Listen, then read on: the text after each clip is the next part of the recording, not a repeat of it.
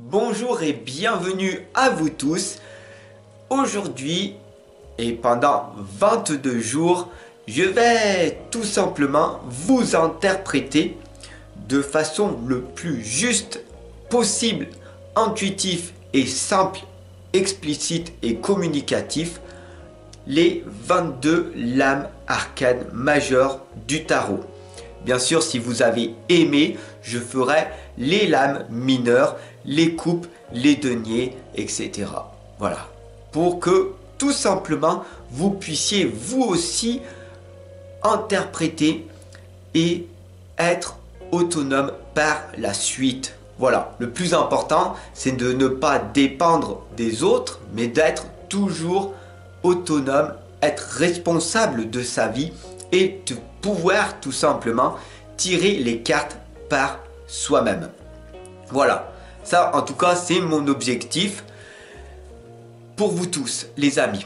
Voilà, donc on va commencer avec la première lame que vous voyez, la première que beaucoup de personnes connaissent qui est le battleur.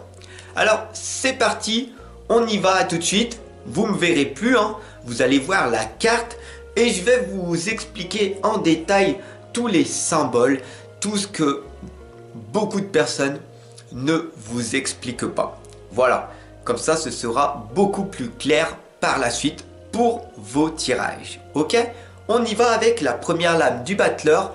Après ce sera bien sûr la papesse, l'impératrice et on ira jusqu'à la 21e lame qui est le monde et la 22e qui est le mât.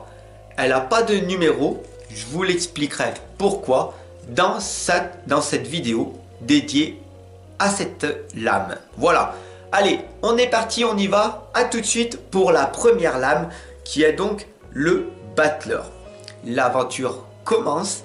N'hésitez surtout pas à vous abonner, bien sûr, à partager.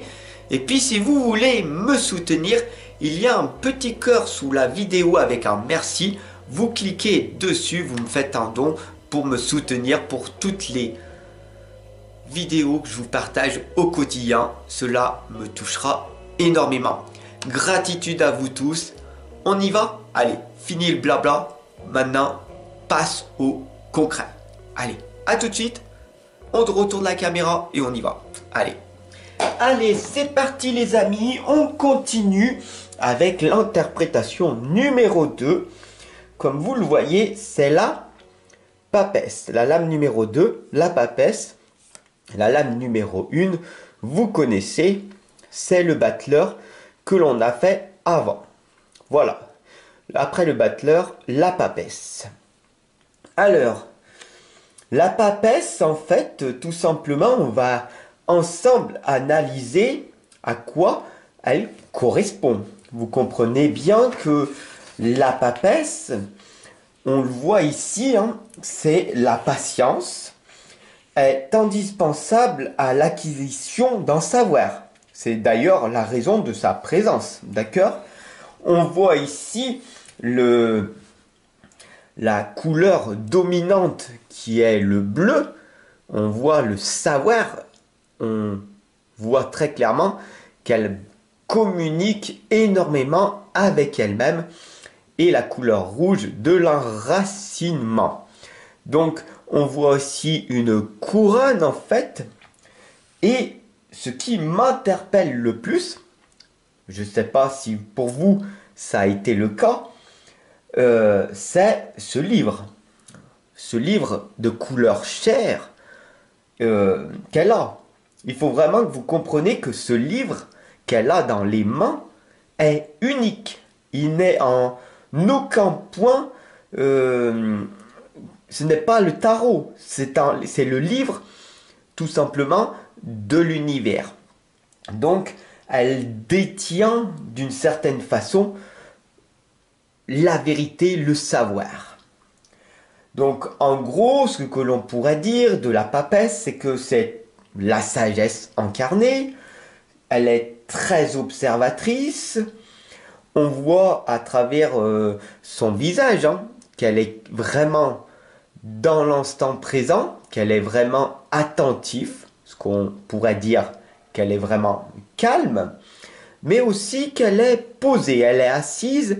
Donc, personnellement, on pourrait dire que c'est une personne assez discrète.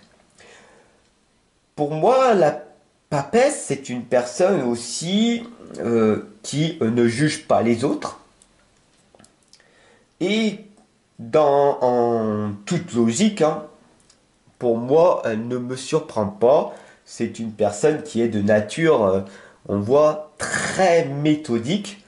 Et elle sait beaucoup de choses parce qu'elle prend énormément de temps pour elle, pour apprendre, pour être dans l'excellence, voire la performance de la communication. Donc voilà, hein, pour moi, sa personnalité, c'est qu'elle sait beaucoup de choses et que pour moi, personnellement, je vous le dis encore une nouvelle fois, la papesse, elle incarne une forme de sagesse et elle adore les détails. Si vous voyez bien, il y a plein de détails. Voilà. Alors, ce qu'on pourrait dire aussi, hein, parce que vous voyez, il y a énormément de symboles dans le tarot de Marseille.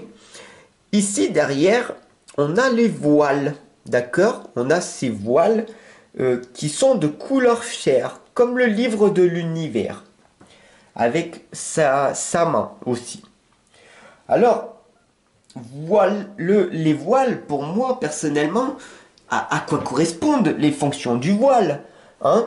J'ai cherché dans différents livres de tarot, dans les symboliques, dans les différents dictionnaires, à force d'étudier, je me suis rendu compte que les voiles couleur chair, ça révélait quelque chose. Donc, tout simplement, les voiles, en fait, sont ici en prise directe avec les plans supérieurs. Alors, je m'explique, hein, ça veut dire quoi? Ça veut dire que tout simplement, qu'il y a quelque chose qui est derrière, que l'on ne voit pas, qui est invisible. Donc, il faut vraiment que vous compreniez que la papesse, elle est câblée, je le répète, câblée avec le plan divin. Voilà. Donc il faut vraiment que vous voyez ces voiles qui permettent en fait la matérialisation des informations spirituelles qui se manifestent par le livre. Voilà, c'est tout relié. Voilà.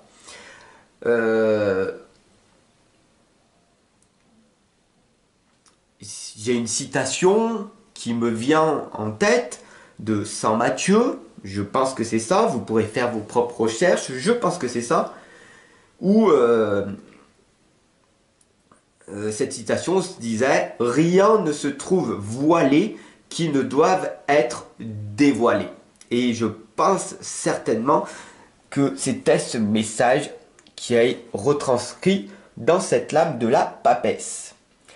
Alors, vous avez compris, la sagesse correspond à... la papesse correspond à la sagesse, correspond à une personne très observatrice, qui analyse, qui prend beaucoup de recul et qui a une écoute active extrêmement importante. Elle a vraiment besoin de décortiquer plein de choses, elle adore tout simplement prendre... elle adore vraiment, comment on pourrait dire, écouter, voilà, les personnes. Mais vraiment, elle prend beaucoup de recul et on voit très clairement que elle se détache de tout le monde, hein. Là, on voit très clairement, la seule chose qu'elle fait, c'est pour elle, hein. C'est vraiment elle. Alors, du côté négatif des choses, hein, si vous la tirez, la papesse, du côté négatif, hein, tout simplement, l'opposé, c'est que c'est une personne qui est rigide, qui est fermée d'esprit, et elle ne s'ouvre pas aux autres, hein, voilà, tout simplement. Donc, elle aime que les faits. Elle aime que ce qu'elle fait, voilà. C'est vraiment le... Comment on pourrait dire elle est vraiment que sur elle-même. Voilà. Voilà pour cette lame de la papesse, hein, où on pourrait beaucoup plus expliquer en détail, tout simplement. Euh, mais ce n'est pas le but en fait de cette interprétation que je vous fais le plus simplement possible. Je vous explique que si vous voulez davantage, je pourrais faire les extensions de ces 22 lames arcanes où je prendrais par exemple peut-être 1 heure sur chacune des lames pour vous l'expliquer. Dites-moi en commentaire. En tout cas, c'est parti pour maintenant la troisième lame après la papesse. Il vient donc la troisième, l'impératrice. Vous voyez qu'elle est assise, qu'elle est posée. Et là, elle est en face de nous, l'impératrice, par rapport à la papesse. Et qu'est-ce qu'elle veut nous dire? Qu'est-ce que l'impératrice veut nous dire par rapport à la papesse? Eh bien, je vous invite tout simplement à cliquer sur la vidéo qui va afficher sur l'impératrice ou sur tout simplement la petite bande noire qui apparaît pour continuer l'aventure ensemble. Je vous remercie de votre abonnement, de votre soutien.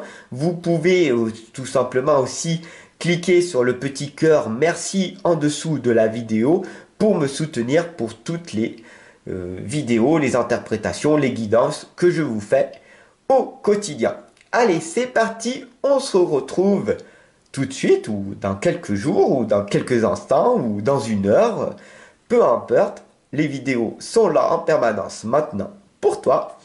Donc, je te dis à tout de suite pour la troisième vidéo interprétation de l'impératrice. Allez, à tout de suite mon ami.